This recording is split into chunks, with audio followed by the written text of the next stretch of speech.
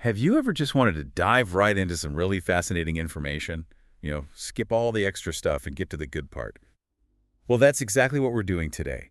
We're going deep into Chinese river and sea legends, focusing on two amazing marine mammals. I'm really excited about this one. Yeah, me too. We're talking about the Yangtze finless porpoise, the R, and the Chinese white dolphin, the Xiangfei. And you've pulled together some really cool material, I see. We've got everything from ancient myths to current conservation reports, even some global comparisons of folklore. It's going to be quite a deep dive. It is. And, think of this as a shortcut to understanding the incredible stories around these creatures. Today, we're going to uncover all the folklore and cultural significance surrounding the smiling angel of the Yangtze and the panda of the sea. Smiling Angel and Panda of the Sea. I love those names. Right. They're so evocative. And, of course, we'll also touch on the challenges they face today, their fight for survival. So, listener, this is your chance to explore the world of these unique animals. Now, how about we start by looking at where these legends might have come from? Origins, creation myths, that sort of thing. Sounds good to me. One that always captivates me is the legend of Ensha. That's Xiangfei's tears transforming into finless porpoises. This one goes way back, drawing from ancient texts like the classic of mountains and seas and the songs of Chu. Wow, those are some seriously old texts. So tell me more about this Xiangfei. Who were they? Well, Xiangfei refers to Push and Toei, the two consorts of the legendary Emperor Shun. The stories tell of their immense sorrow after Shun died while traveling in the south. It's said that their tears were so powerful that they actually stained bamboo, giving us the spotted bamboo we still see today. Wow, talk about the power of grief. But how does this connect to the finless porpoise? So, as the legend evolved, the graceful, fluid way that finless porpoises move through the water, it started to be seen as a reflection of Xiangfei's sorrowful yet elegant forms. Like, imagine them gliding through the water as if filled with a quiet sadness. And this belief is particularly strong in provinces along the Yangtze River, places like Hunan, Hubei, and Anhui. Those are all areas with strong ties to the original story. That makes sense. It's Yeah. almost like people saw human emotions reflected in the way these animals moved, and it tells you something about how deeply they were connected to these creatures. Absolutely. They found meaning and stories in the natural world around them. Okay, so we've explored the river. Now let's shift our focus to the sea. We have another fascinating legend, Taikzu. That's the waiting for husband rock and dolphin transformation. This one sounds incredibly moving. It really is. This story takes place on the coast of Fujian and centers around a devoted wife named Ayu. Her husband, a fisherman named Ashun, set out to sea one winter, hoping for a good catch. Ayu prepared everything for him, even tied a red silk ribbon to his boat so she could easily spot him returning. That's so sweet, so full of hope. Tragically, a terrible storm hit that very night. Shun's boat, it never came back. Oh, that's heartbreaking. So what happened to IU after that? Despite the devastating news, Ayu refused to give up. Every single day, she would go to the shore, looking out at the horizon, desperately hoping for her husband's sail to appear. Even through harsh winds and rain, she stood there, completely convinced he would come back to her. Her devotion is just incredible. It is. But as years went by, Ayu became weaker, consumed by grief and her endless vigil. Finally, one calm morning, the villagers found her by the shore. But she had turned into a stone statue, forever facing the sea. That's such a powerful image of unwavering love and loss. It reminds me of similar waiting woman stories from other cultures. But how do dolphins enter this picture? That night, something miraculous happened. A mysterious white light enveloped the statue, and people swore they could hear Ayu's sigh on the wind.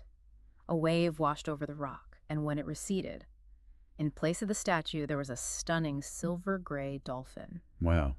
It's like her love and loyalty transformed into this beautiful creature. Exactly. And this dolphin, embodying Ayu's devotion, started to accompany the local fishing boats, guiding them through dangerous waters and protecting them from harm. It was as if she continued to watch over the sea and all those who sailed on it. That's so beautiful. And, it seems like this isn't just one isolated story, right? You're right. There are variations of this tale along other parts of the coast as well.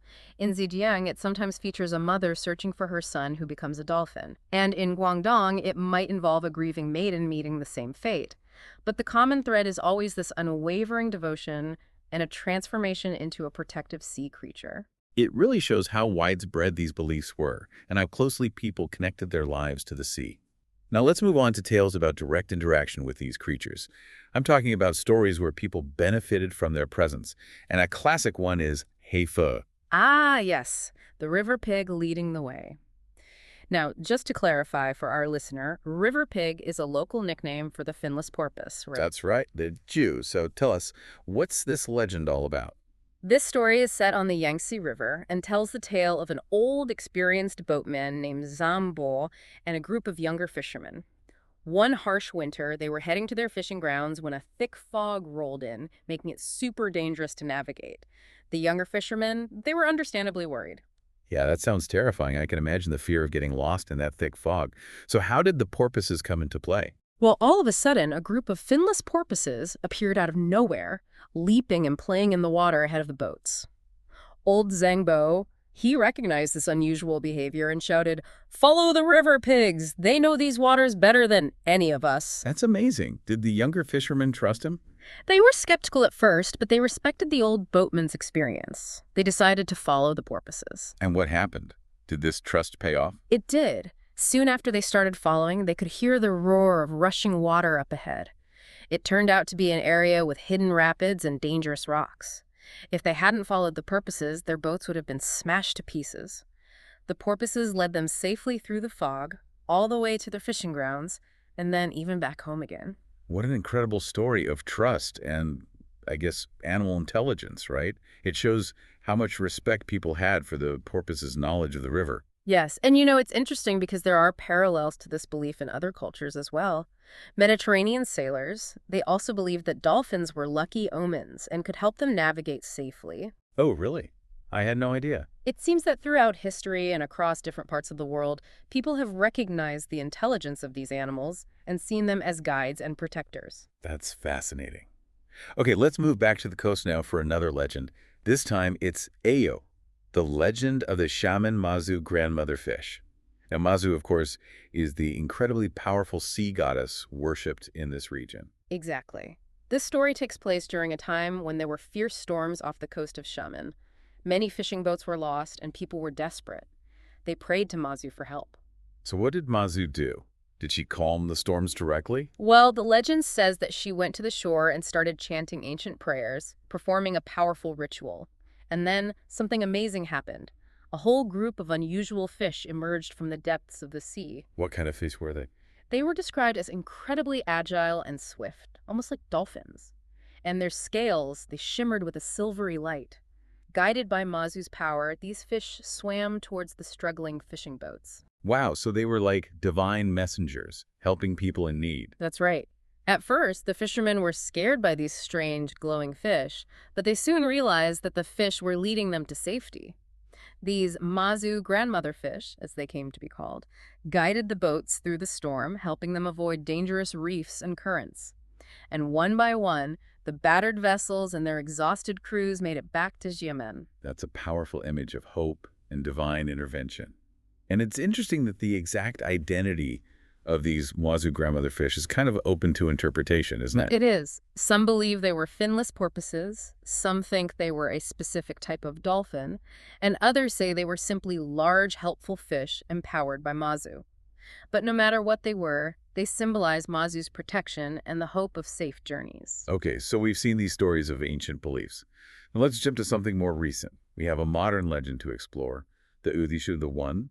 That's the modern legend of the Sanjiang fisherman and the dolphin. This one sounds particularly heartwarming. It is. It really embodies this lasting belief in the bond between humans and sea creatures. The story comes from Zhanjiang in Guangdong and is about an old fisherman named Sheng. Years ago, when he was just a young man starting out, he found a white dolphin trapped in his fishing net. Oh, that's always a worry for fishermen. Those accidental entanglements can be so dangerous for the animal. Exactly. But Fa Sheng, he was a kind man. He carefully freed the dolphin and even tended to its wounds for a few days until it was strong enough to be released back into the sea. That's a lovely story of compassion. But the legend says that their paths crossed again later in life, right? Yes. Years later, Sheng, now an old man, was caught in a sudden and violent typhoon while fishing alone. His boat capsized, tossing him into the raging sea. He was losing strength, losing hope, but just when he thought he would drown, a dolphin appeared by his side. No way. Do you think it was the same dolphin he rescued years ago? That's what the legend says, and that's what Ah Sheng always claimed.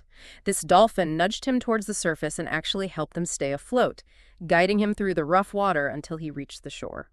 That's incredible. It's like a real-life example of good deeds being rewarded. Do the other villagers believe him? They did.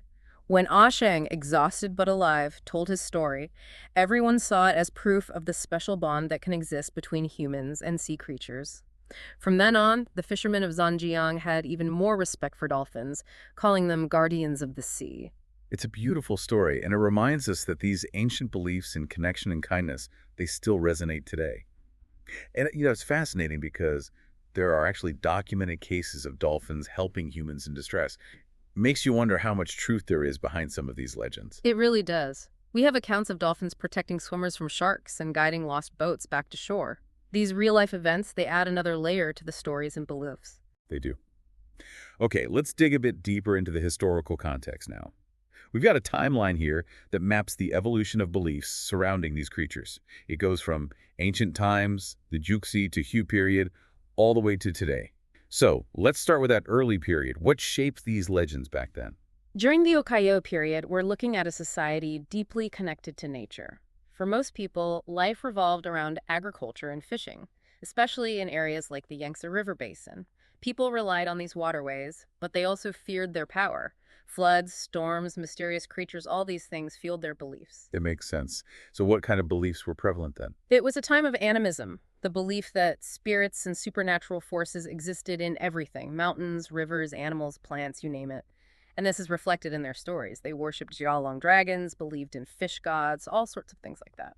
So the Yangtze legend, with women turning into river spirits, it fits perfectly within that context. It does. And remember, this was also a time when female figures were often connected to the power of rivers. It's like they saw this fluid boundary between the human world and the natural world, where spirits could easily cross over. Okay, let's move forward in time now. We're entering the Ichu period, from roughly the 3rd to the 10th century. What were the big changes happening during this time that influenced these beliefs? This period was marked by the rise of the maritime Silk Road. Seafaring culture boomed, particularly in places like Fujian, Guangdong, and Zhejiang. Port cities were thriving hubs of trade and exchange. But sea travel was still dangerous, so people were looking for divine protection. And this is where we see the widespread worship of Mazu, the sea goddess, really take off, right? Yeah. You got it. Mazu, originally a real person named Lin Monyang, became deified during this period. And interestingly, this is also when we start to see legends linking white dolphins to good fortune and divine messages, often connected to Mazu herself. Imagine sailors spotting these dolphins near their ships. It's easy to see why they would interpret that as a positive sign, a blessing from the goddess. Okay, so the focus shifts to the sea, and we see the rise of these powerful sea deities. Now let's move to the Iyom, from the 14th to the early 20th century. How did beliefs evolve during this later period? During the Ming and Qing dynasties, coastal culture continued to flourish, even though there were times when the government tried to restrict seafaring. But the belief in deities like Mazu and the idea of dolphins as protectors, they stayed strong, especially in places like Fujian and Guangdong. The sea was still such a vital part of life for people in those areas. Right, it makes sense that those beliefs would persist. Yeah. And finally, we reach the modern era, the Dwaya. Well, what would you say is the key shift in how we view and relate to these legends and these animals today? I'd say the biggest change is our growing awareness of environmental issues. While those traditional legends still exist, people are using them to promote conservation. Well, that's interesting. Can you give us some examples? Sure. So the white dolphin is often portrayed as Mazu's sacred creature in campaigns, emphasizing the need to protect it. And the smiling angel image of the finless porpoise, it's used to highlight how endangered it is. Those old beliefs that were once rooted in animism are now being used to inspire a sense of responsibility for the environment. It's amazing how those stories can be adapted for a modern purpose.